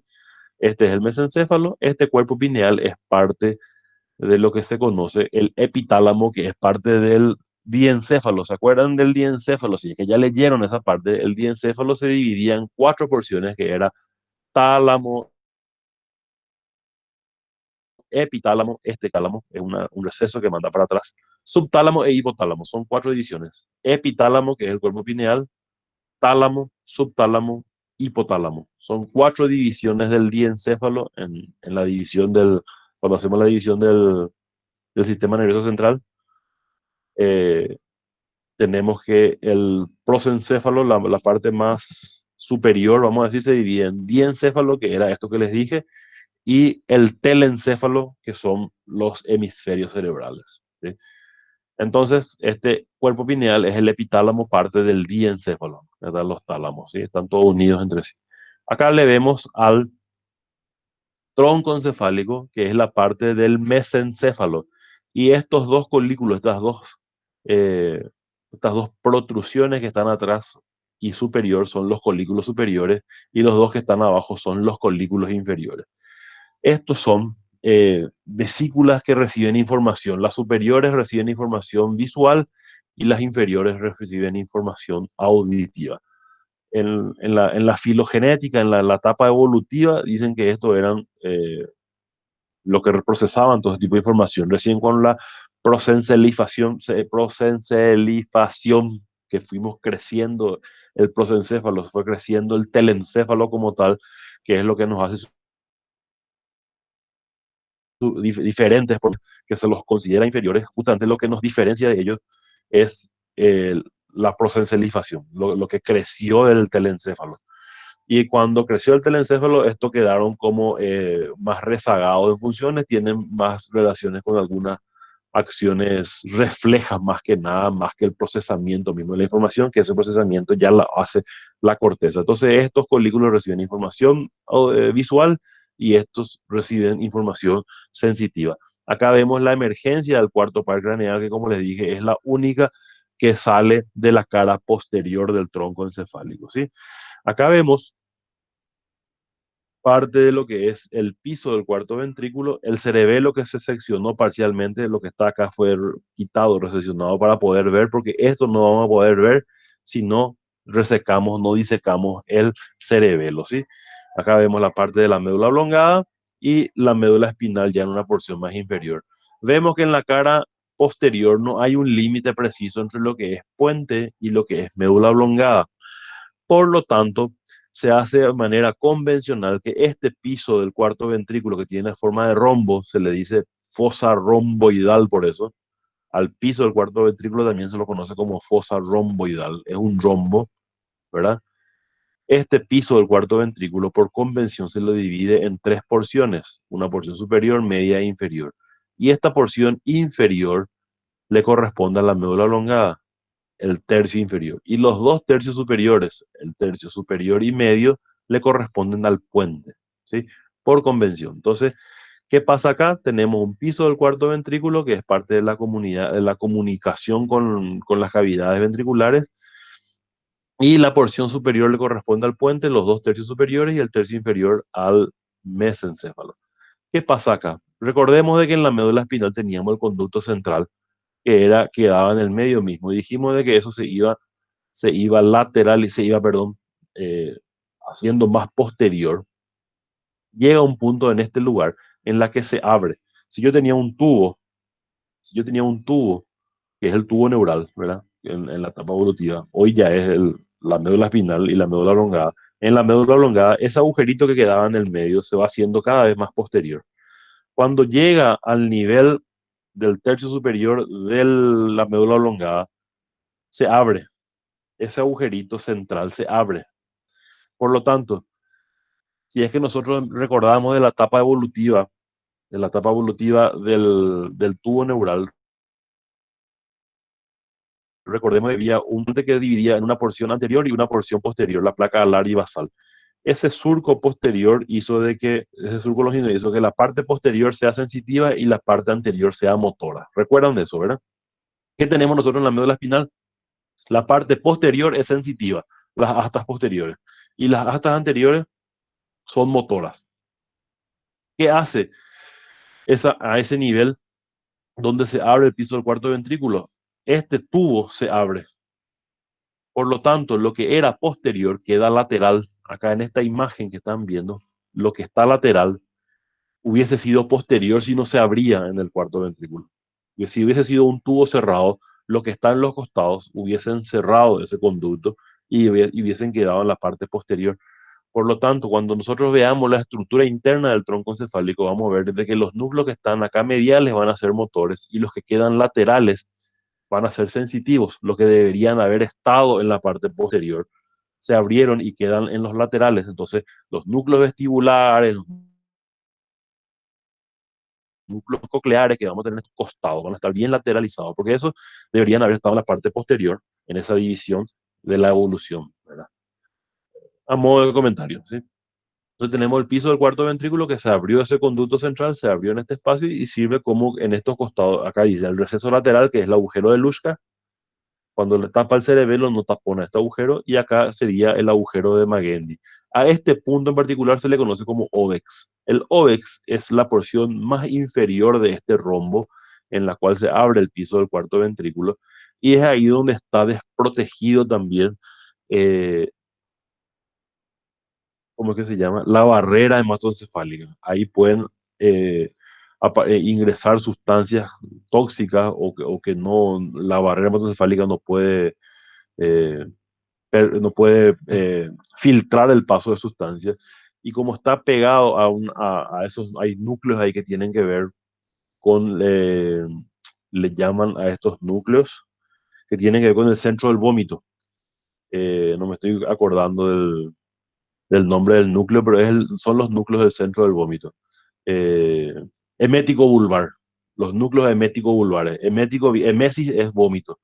Emético vulvar, vulvo, porque está en el bulbo, en la médula oblongada. El centro emético vulvar es el centro del vómito. Entonces, de repente, uno consume un alimento, le hace mal del estómago, un alimento que pasó, que está descompuesto, que tiene algún tipo de toxina. Evidentemente, la primera respuesta es de la misma, que es diarrea, ¿verdad? Pero también suele asociarse a vómito, ¿verdad? ¿Por qué? Porque esa sustancia pasa al sistema nervioso central y la primera en reaccionar ante ese tipo de estímulos es el centro emético vulvar, que también genera vómito, pero genera vómito si es que es algo tóxico o un consumo de toxinas, lo que fuese, es como un mecanismo de respuesta también, refleja para la expulsión de la misma. O sea que si genera vómito es para que yo expulse eso que tenga acá, y si hay esos alimentos siguen teniendo toxinas, si yo no las expulso voy a seguir metabolizando dentro del organismo. Entonces, como es un mecanismo reflejo, automáticamente se contraen las paredes del estómago, ¿verdad? Por lo tanto se vomita, ¿sí? Entonces es un mecanismo de defensa también, reflejo, no es algo voluntario, es desagradable y todo, pero ocurre por algo, o sea, el organismo es sabio, ¿verdad? Profe, Ocurre por eso. Sí, profe, eso tiene algo que ver también cuando tomas mucho alcohol. también tiene que ver, sí, porque reconoce el organismo como que estás abusando con un componente que no es alimento, ¿verdad? Que no es algo beneficioso, diría, ¿verdad? Entonces, de repente, cuando ya, porque el alcohol en exceso es una intoxicación, el alcohol se considera una intoxicación, la intoxicación alcohólica es todo un tema en toxicología, todo un desarrollo, ¿verdad? Y justamente genera la irritación de esta zona, por lo tanto, también te genera la emesis, ¿verdad? El vómito, ¿sí? Ah, gracias. Vamos. Bueno, esto es lo que yo quería mostrarle de tronco hoy. Cuando veamos la parte interna, después ya vamos a ver sistematización también, ¿verdad? Pero no quiero todavía confundirlos. Les doy la topografía externa nada más, porque también es parte de lo que ustedes deben conocer ya en este principio, que es la generalidad. Voy a terminar de comentarles esto que dijimos, de que en la cara lateral solamente vemos el pedúnculo cerebeloso medio, no vemos el superior y el inferior. Acá tenemos el superior y acá tenemos el inferior. Por lo tanto, quedan ocultos, no le vemos, ahí solamente vemos desde la cara lateral. Si yo le miro de costado al encéfalo, voy a verle al tronco y el cerebelo, pero voy a ver solamente el pedúnculo cerebeloso medio. Si yo no secciono el cerebelo, no voy a verle al pedúnculo cerebeloso superior e inferior, y forman parte de acá de lo que es justamente la parte superior en la unión de lo que es eh, el techo del cuarto ventrículo, para cerrarse y se continúe para arriba del cuarto ventrículo con el acueducto, y el acueducto va a atravesar el mesencéfalo y va a llegar arriba al tercer ventrículo, ¿sí? Esto es lo que yo hoy quería transmitirles. Es todo de mi parte, pero como les digo, si tienen dudas, este es el momento de aclararlos, porque la próxima semana ya es el examen, ¿sí? Profe, a Entonces, modo de curiosidad, viste que hablaste del vómito. ¿Y sí, por qué, por ejemplo, cuando ves algo que no te gusta o comes algo que no te gusta, querés vomitar? Si es que, por ejemplo, cuando ves algo, no es que entró nada a tu sistema nervioso central. sí, pero esas son reacciones, ese ya hace la integración. Si es que de repente vos tuviste que tener una experiencia previa con eso, con ese tipo de alimentos, y que te causó, que fue desagradable para vos, ¿verdad? No vas a vomitar, evidentemente, porque no tenés nada, a no ser que tengas el estómago lleno y esa sensación, la náusea te genera que te genera ese repudio, vamos a decir, a ese alimento, capaz pueda llegar a vomitar, ¿verdad? Si tenés el estómago lleno. Pero no es el mismo mecanismo por el cual yo expulso una toxina, o sea, en la que yo irrité el centro emético vulvar para generar el vómito, sino es simplemente la asociación, eso ya hizo tu memoria. Nosotros tenemos una memoria, hay un dicho eh, que me parece bastante significativo para lo que vos estás diciendo. Dice el que se quemó con leche ve la vaca y llora, dicen. Hay una frase así preelaborada que se usa mucho, ¿verdad? El que se quemó con leche ve la vaca y llora, en el sentido de que sabe de que si la leche viene de la vaca, te va a quemar y vas a llorar por la criatura, dicen, ¿verdad?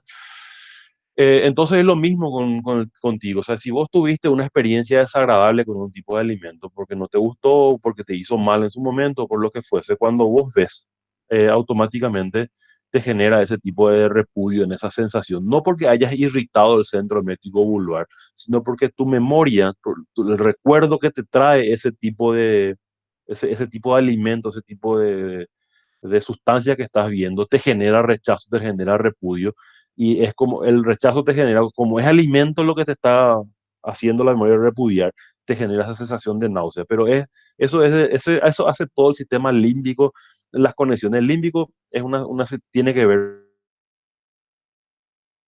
con la respuesta visceral, con las emociones y con la memoria. Integra toda esa información del sistema límbico, integra obviamente todo el sistema de lo que tiene que ver con con lo que les hablé al principio, el área de asociación sensitiva. Yo tengo que integrar toda la información. Lo que yo huelo, tengo que oler y tengo que unirme a la memoria con eso para saber que lo que estoy oliendo es un asado, lo que estoy oliendo es un guiso, lo que estoy oliendo me genera, hasta ya llego a liberar sustancias, llego a liberar, pues estoy oliendo el asado, libero jugo gástrico, libero ácido para procesar ese alimento que voy a estar comiendo. Por eso que es famoso, el vecino hace asado y te quebranta, ¿verdad? ¿Por qué? Porque estás oliendo, porque te genera una sensación agradable. Pero si estás oliendo mondongo, en vez de generarte la sensación agradable de querer comer, te va a generar repudio si es que no te gusta, ¿verdad? Entonces te va a generar, hay gente que le va a gustar y le va a generar lo mismo que te genera a vos oler un asado, pero eso ya tiene que ver con el sistema límbico. Por eso te digo, cuando vos no tenés contacto con algo que te pueda generar irritación, pero te genera la misma sensación, entonces la sensación que te generó ese repudio es el reconocimiento de hechos desagradables que te traen a colación ese tipo de información, porque vos en ese momento o estás viendo o estás oliendo algo desagradable, pero no estás ingiriendo, no comiste, por lo tanto, no fue irritado tu sistema, tu centro emético vulvar. Simplemente la memoria que te trajo te hizo recordar de eso y por ende te da esa sensación de náusea, pero no porque hayas irritado el centro emético vulvar, simplemente la memoria que actuó ahí, el sistema límbico, y es como un rechazo, un repudio a eso, pero no porque hayas irritado el centro emético vulvar. Ya entiendo, gracias, profe. No, no, pues no.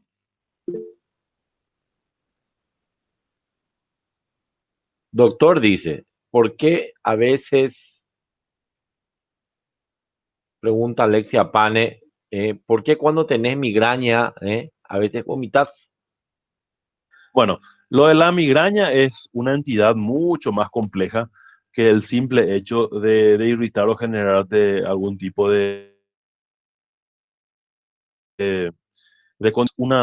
toda una entidad nosológica de irritación cerebral. A la migraña se le considera como una especie de crisis convulsiva, luego, ¿verdad? Es más, uno de los tratamientos, una de las aristas del tratamiento de la migraña es dar anticonvulsivantes, porque se considera como una descarga. eh, es como una descarga de las neuronas que están llevando información que no corresponde. Entonces la migraña viene asociado. La cefalea, que pues siempre por lo general eh, tiene una conducta típica, no varía. De repente, hay personas que le duele la cabeza, de repente me duele toda la frente, de repente me duele la espalda, acá la parte posterior, le duele acá. El migrañoso le duele siempre igual. El migrañoso le duele detrás del ojo, o sea, por dar un ejemplo, o detrás acá en la parte posterior, pero siempre en el mismo lugar. Empieza con ese dolor, él ya sabe que va a tener su crisis de migraña en este momento, ya se va a buscar una habitación oscura, ya se va a buscar un lugar silencioso porque el ruido y la luz le molesta, se llama fotofonofobia, le molesta, ya busca, ya, porque ya conoce, incluso algunos tienen aura. El aura es como que empieza a oler algo o ya empieza a ver así como unos, eh, algunas vibraciones, ves algunos centelleos en la visión y sabe que después de 15, 20 minutos, una hora viene la crisis de dolor. Y cuando se descarga, cuando ocurre la descarga, ocurre el dolor y puede venir asociado a cefalea, náusea, vómito, vértigo. O sea, son combinaciones de cosas que ocurren, pero por una descarga cerebral. Es como una descarga, es como si fuese que cuando ocurre la convulsión en la que tenés las vibraciones que se llaman tónico-clónicas generalizadas, no ocurre esa descarga motora, pero es una descarga de energía cerebral y que te genera esos síntomas. Puede generarte náusea, puede generarte vómito mismo o náusea, solamente la sensación o vomitar, puede generarte mareos también y asociado al dolor. Entonces es una combinación de eventos que ocurren, pero no tampoco no porque hayas irritado nada, no porque hayas consumido nada, sino simplemente porque vino esa descarga. Entonces la migraña hasta ahora es toda una ciencia oculta en el sentido de que cuál es el mecanismo desencadenante, sino que son descargas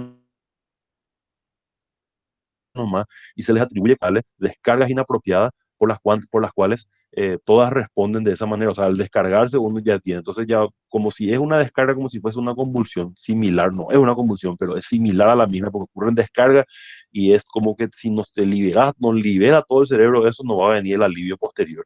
Entonces va a ocurrir sí o sí. Entonces lo que se hace en tratamientos preventivos para que no ocurran. Entonces el migrañoso tiene que estar, hace tratamiento preventivo 2, 3 meses, tratamientos largos, hace y mientras esté protegido no tiene, pero abandona el tratamiento y vuelve. Entonces la migraña es todo un dilema. Yo no soy neurólogo, yo no trato migrañas, pero yo por lo menos el mecanismo por el cual ocurre eso es de esa manera. Entonces no tiene tampoco relación con ese tipo con este tipo de funcionamiento. Es un funcionamiento anormal, es un trastorno que le llamamos cuando nosotros tenemos problemas neurológicos todos, tanto el neurólogo como el neurocirujano, nosotros primero tenemos que ver qué tipo de problemas hay. Si es orgánico, si es funcional. ¿Qué quiere decir esto? Si yo tengo un problema, cefalea, yo le hago un estudio de imagen, tengo un quiste, tumor, hidrocefalia, nada que me pueda generar compresión, dolor de cabeza, simplemente me fui por dolor de cabeza. ¿Qué hago? Le hago el estudio de imagen, no encuentro nada, entonces no es orgánico. Si le duele la cabeza y tiene un tumor, es por conflicto de espacio, le está comprimiendo, le duele la cabeza. Tiene hidrocefalia, también, conflicto de espacio, comprime, duele la cabeza. Entonces está doliendo por algo que está generando conflicto. Pero si yo hago un estudio de imagen no encuentro absolutamente nada, es un problema funcional. Quiere decir de que todo estructural y arquitectónicamente está todo bien, pero funcionalmente algo está funcionando mal. Entonces, esos son los problemas funcionales. Y ahí vienen los estudios que son electrofisiológicos, ¿verdad? Cómo funcionan las ondas del cerebro, así como hay un electrocardiograma y un electroencefalograma, ¿verdad? Cómo funcionan las ondas, hay otra vez varios tipos de ondas cerebrales, alfa, pita, teta, una serie de ondas que se logran estudiar. Y si es que hay alteraciones en esas ondas, entonces se dan las medicaciones como para combatir ese tipo eh, de fallas funcionales. Entonces, ¿qué es lo que hace el estudio de las neurociencias? Lo que son orgánicos tratamos nosotros los neurocirujanos y lo que son funcionales tratan los neurólogos porque son las medicaciones que tienen que tratar. Entonces, esa es la gran diferencia funcional entre lo que es enfermedades orgánicas y enfermedades funcionales, ¿verdad? Entonces, la migraña entra dentro de las funcionales. Está todo bien, está todo normal estructuralmente, pero algo está funcionando mal, por eso genera síntomas que no deben ocurrir, pero están ocurriendo. No tiene que doler, pero duele. No tiene que vomitar, pero vomita. Entonces, algo está funcionando mal. En las conexiones, en la sinapsis están apareciendo informaciones de más, informaciones de menos, y entonces o no hay excitación, o no hay inhibición, o viceversa, y aparecen situaciones extremas. ¿Sí? Por eso ocurre eso. No Bueno, porque doctor, haya algo falla. Dice, ¿por qué los niños tienen reflujo? El reflujo es otro problema, ese a nivel gastrointestinal. O sea, hay un esfínter esofágico inferior que puede no estar cerrado, no puede estar todavía bien desarrollado y por lo tanto refluye. Lo que cae a la panza refluye. Entonces, hasta que parece medio esotérico, pero hasta que no le hagan, ¿cómo es? Eruptar no pasa, ¿verdad? ¿Por qué? Porque tiene que pasar por el estómago, pasar al duodeno, pasar al sistema digestivo para que no refluya, para que no vuelva a ascender. Ya cuando está mezclado con el ácido gástrico, entonces en el reflujo que hace genera una irritación del esófago que puede llegar incluso hasta la garganta, ¿verdad? Hasta las vías superiores. Dice, todas las vías ascendentes pasan por el tálamo, todas las vías ascendentes que son conscientes, las que van a ir a la corteza somatosensorial, las que son inconscientes, las que van, por ejemplo, al cerebelo, no pasa por el tálamo. Ya les dije, secundariamente después llega, por unas conexiones que ellos tienen aferencia y diferencia entre cerebelo y corteza, pero la información que viene de afuera y va a llegar al cerebelo, va a ir al cerebelo, no va a pasar por el tálamo. La información que es consciente, la que yo percibo y yo reconozco esa información, me quemo, me pincho, me duele, me fricciono, todo lo que yo recibo de información consciente que va a llegar a la corteza, la información consciente sí o sí pasa por el tálamo es una estación de relevo, es el lugar donde está la tercera neurona de esa vía sensitiva. Le dijimos de que de toda la información sensitiva consciente, desde receptor a corteza, hay una secuencia de 3 neuronas, ¿verdad? La cuarta sería la corteza, ¿verdad? Pero entre receptor y corteza hay 3 neuronas. Entonces, toda la información consciente va a pasar por el tálamo. Información consciente de la Profe, vía. Sí, profe, viste que en el libro dice que el cerebelo tiene unas conexiones aferentes y eferentes. Y viste que dice que sus proyecciones eferentes se dirigen al tálamo y sí. a la corteza. ¿Eso cómo Por eso, sería? sí. No, lo pasa, el cerebelo tiene sus aferencias y eferencias. Sus aferencias, ¿dónde son? Viene desde la corteza también la información, recibe información de la corteza y recibe desde la médula espinal. Desde la médula espinal que estábamos viendo nosotros hoy, son esas informaciones que vienen por los tractos espinocerebelosos. Entonces el cerebelo va a tener su aferencia, ¿sí? Va a recibir información de afuera y va a tener su eferencia. Su eferencia va a salir, cuando sale la información del cerebelo, va a ir como, por eso les dije que secundariamente la información que llega al cerebelo, una información inconsciente desde el punto de vista que yo no analizo, yo ya ejecuto nomás, pero va a llegar también a la corteza, o sea, secundariamente a través de una tercera, cuarta neurona, quinta neurona, va a llegar también a la corteza cerebral más tarde, porque su eferencia, la información que sale de la corteza cerebelosa, va a ir al tálamo, de ahí a la corteza, va a ir a la corteza, va a la corteza frontal, va al área de la corteza premotora o motora suplementaria, porque tiene que ver con la estructura del tronco, la coordinación y movimiento, para que yo haga la marcha y pueda tener movimientos coordinados, van a tener que integrarse esa información. Entonces, secundariamente va a llegar a la corteza, ¿sí? La información va a llegar a la corteza, pero va a llegar a la corteza motora para ejecutar acciones coordinadas, ¿verdad? O sea, la información consciente de la que nosotros hablamos,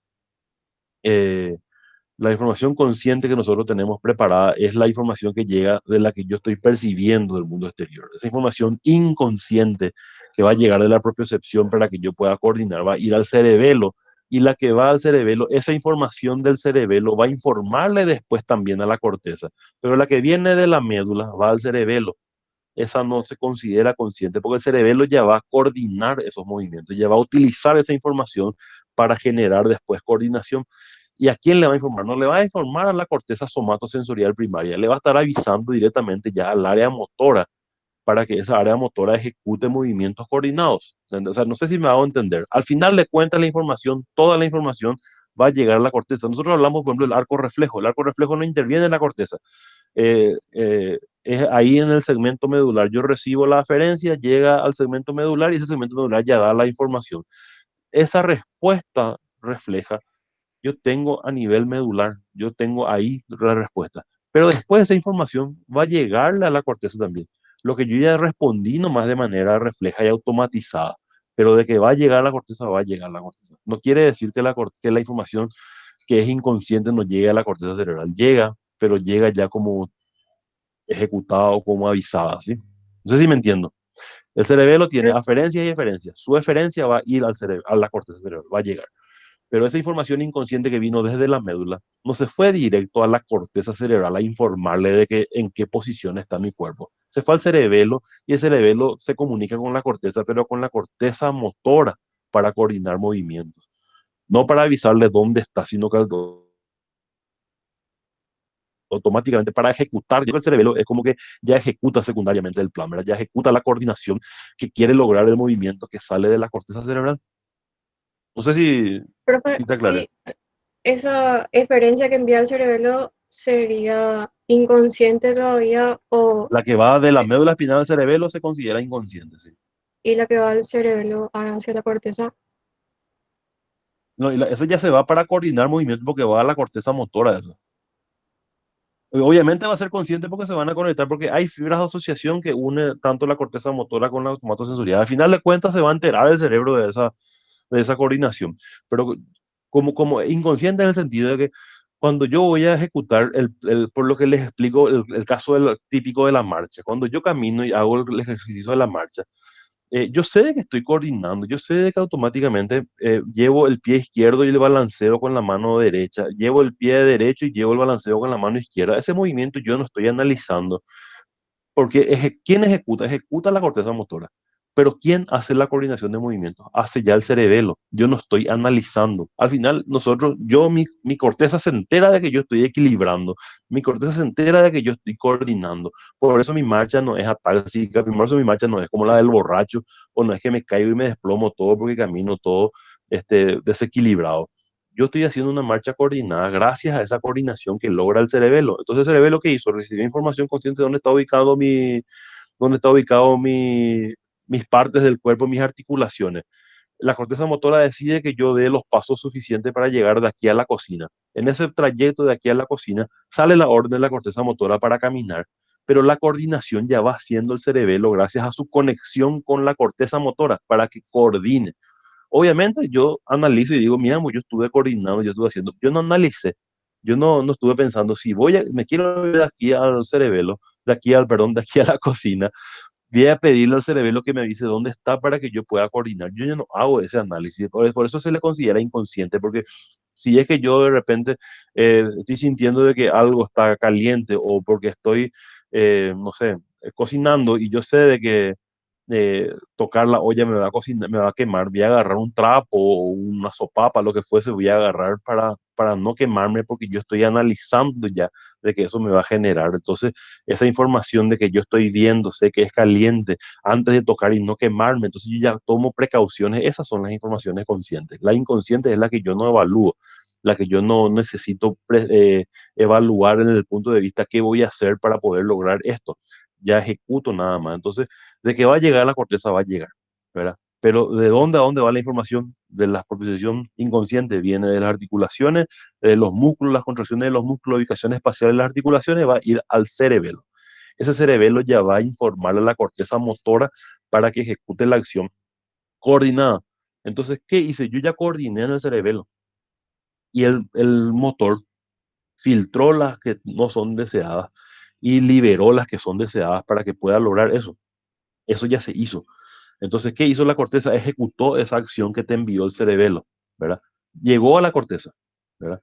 Pero es inconsciente desde el punto de vista en el que llega a la corteza, pero para ejecutar ya esa acción, no la información de que me está analizando. Yo ahora si quiero saber dónde estoy ubicado, cómo está mi articulación de la rodilla, ahora yo miro, veo que está doblada y sé que estoy sentado y está, como decir, flexionada para que pueda estar en esta posición. Es consciente porque yo estoy viendo y estoy analizando por qué quiero. Pero cuando camino y yo no estoy analizando mi marcha, esa es información inconsciente. ¿Quién garantiza entonces? El cerebelo garantiza que ocurra eso. ¿Se entiende? Sí, profe, gracias. No, Y bueno. una última pregunta, pero más de curiosidad. Viste que yo leí en el libro que decía que el reflejo de Babinski se relaciona con una lesión en el haz córtico espinal. Pero ¿por qué ocurre eso? O sea, ¿por qué exactamente con ese haz? Eh, el problema es, nosotros tenemos en el trastorno motores tenemos dos tipos de lugares de lesiones. O vas a tener en la corteza cerebral o vas a tener en la médula espinal, ¿verdad? Tienes que ver cuál es la neurona o si está afectada el haz, ¿verdad? Entonces, si yo voy a tener este, un infarto, un tumor, un poco operado, un traumatismo, lo que fuese, que tenés una lesión cerebral, voy a tener afectada la primera neurona motora que es en la corteza cerebral. Entonces, esa neurona motora no le va a informar a tu tracto o haz córtico espinal, no van a descender informaciones por la misma. Por lo tanto, el hasta anterior, donde está la segunda neurona motora, va a seguir teniendo acciones, va a seguir teniendo posibilidades de ejecutar acciones, ¿sí? Entonces van a aparecer reflejos que son sugestivos de lesiones espinales, de lesiones superiores. Por ejemplo, vas a tener una espasticidad. ¿Por qué? Porque dijimos de que quien controla el tono muscular controla justamente, se controla tanto las neuronas motoras alfa para mantener tono y las gamma y las alfas son para las contracciones fuertes. Eso, ellos tienen información para mantener el tono para una contracción, pero viene desde, tanto de la corteza, viene la información para mantener tono, la información para mantener reflejo o cortar, pero también vienen inhibiciones para que yo no esté permanentemente contraído, ¿verdad? Entonces, cuando le liberas, cuando perdiste las inhibiciones o las excitaciones que salen de la corteza, en la médula espinal las neuronas están liberadas, o sea que esas motoneuronas alfa o gamma van a liberarse, van a actuar solas, no van a tener un flujo, no van a tener un control. Entonces, ¿qué hacen las modulaciones, las inhibiciones corticales? Frenan la respuesta refleja, frenan las respuestas que no son necesarias. Entonces, el reflejo de Babinski es una estimulación que yo le hago en la planta del pie al paciente, una respuesta sensitiva, y una respuesta patológica se da en una hiperextensión de esto, en la que ocurre una flexión del dedo gordo del pie y se abren en abanico las otras lesiones, las otras piernas, perdón, los otros dedos del pie. Ese es el reflejo de Babinski. Es un reflejo en la que me está diciendo de que con un mínimo estímulo yo tengo una respuesta refleja de contracción y retirada gracias o por medio de el asta anterior de la médula espinal que está respondiendo sola. Yo en un estímulo que tengo normal así en el pie, en una persona que no tenga ninguna lesión, capaz te dé cosquilla y retires, pero no vas a tener las flexiones o las extensiones anormales que te genera esa contracción. Entonces, cuando yo tengo un reflejo de Babinski, yo asumo de que tenemos un problema de la primera neurona, por lo tanto, el haz córtico espinal no está funcionando. ¿Por qué? Porque esta información que tuvo que salir de la corteza está dañada y está lesionada. Entonces, yo voy a tener un trastorno motor en la que no van a haber movimientos voluntarios. Yo no voy a poder decidir mover el dedo del pie voluntariamente. Yo digo acá, porque está dañado el lado derecho del, vamos a decir, en la cara medial del encéfalo, en el giro precentral que le corresponde a la pierna. Tuve un tumor ahí o un infarto o un accidente que tuvo un hematoma, por lo tanto la respuesta, yo no voy a mover la pierna izquierda. Tengo el lado derecho, no voy a mover la pierna izquierda. Al no mover las piernas izquierdas, yo no tengo movimiento voluntario, pero yo le hago este estímulo y él me hace este movimiento, ¿sí? Es una respuesta refleja involuntaria. Yo no decido mover. O sea, si yo le pido al paciente que haga esos movimientos, él no va a poder hacer porque la primera neurona motora está afectada. No hay una respuesta para que yo pueda. Entonces, no tiene que haber movimientos voluntarios para que ocurra un Babinski, para que el Babinski se considere positivo, ¿sí? Entonces, tiene que haber una lesión de la primera neurona y la segunda neurona estar activa. ¿Cómo yo logro eso identificar? Le hago la respuesta del reflejo de Babinski, hiperextensión en abanico y hiperflexión el dorsal de ese dedo gordo, se va para atrás, se abre así en abanico la mano, el pie, los dedos del pie. Se movieron esos dedos, pero de manera involuntaria. Yo no decidí acá. Ese fue un movimiento de respuesta refleja. Quiere decir de que la neurona motora inferior o la segunda neurona motora está activa todavía. Todavía. Cuando deje de recibir información, va a tener una secuencia de cosas que van a ocurrir. Como él está activo todavía, va a seguir contrayendo y van a aparecer espasticidades. Entonces, un paciente que tiene un ACV isquémico, que tuvo un traumatismo, le van a ver con las espasticidades de rehabilitación. Se quedan todos duros, se quedan todos. Dice un término en guaraní que se usa mucho, Iñakunshimba. O sea, están todos espásticos, están todos duros. ¿Por qué? Porque no hay un flujo, no hay una inhibición de niveles superiores para controlar el tono muscular. Dijimos que justamente una de las funciones de las vías descendentes era, aparte del control movimiento voluntario, era control del tono, control de reflejos. Todos esos controles se pierden.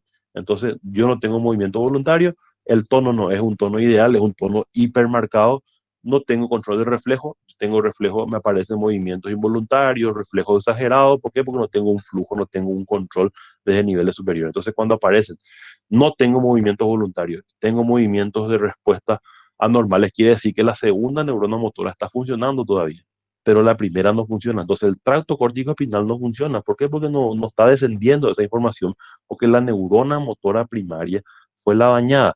¿Qué pasa en una lesión medular? ¿Qué pasa si yo tengo un accidente, se fracturó lumbar 1, por lo tanto desde lumbar 1 para abajo yo no siento, no siento ninguno, las piernas no muevo absolutamente nada? ¿Qué va a pasar con esa pierna? Yo le hago un estímulo de reflejo a reflexión, no va a haber respuesta. ¿Por qué? Porque ya está lesionado toda la médula espinal, tanto el asta anterior como el asta posterior. No percibo, no siento, no siento absolutamente nada. Sin embargo, el otro siente. Vos le tocás, sentir. Le presionás, siente. Pero no tiene respuesta motora. ¿Por qué? Porque fue acá. O puede que tenga un trastorno sensitivo también si tocó parte del área somatosensorial. Pero ¿qué pasa en la lesión de la segunda neurona? Tengo la lesión a nivel de la médula espinal. Por lo tanto, no hay un flujo de contracción. No tengo tono. Se pierde el tono. Hay flacidez. Como yo reconozco muscularmente una persona si la lesión fue en la médula espinal o en la corteza, si es la corteza, espasticidad. Si fue en la médula espinal, flacidez. Va a estar todo liberado, blando, no va a tener forma, molde. Esa es la lesión que ocurre a nivel de la médula espinal. Baila todo las articulaciones. ¿Sí? No se perdió el control muscular. La unión neuromuscular está perdida, no tiene ninguna conexión. Sin embargo, cuando es arriba, la segunda neurona sigue teniendo adhesiones, por lo tanto, sigue contrayendo esos músculos porque no tiene freno. Al contrario, cada vez es mayor el tono. Entonces vas a verle espástico a las lesiones cerebrales y vas a verle flácido a las lesiones medulares. ¿Sí? Esa es la gran diferencia entre un tipo de lesión y otra. ¿Ya está?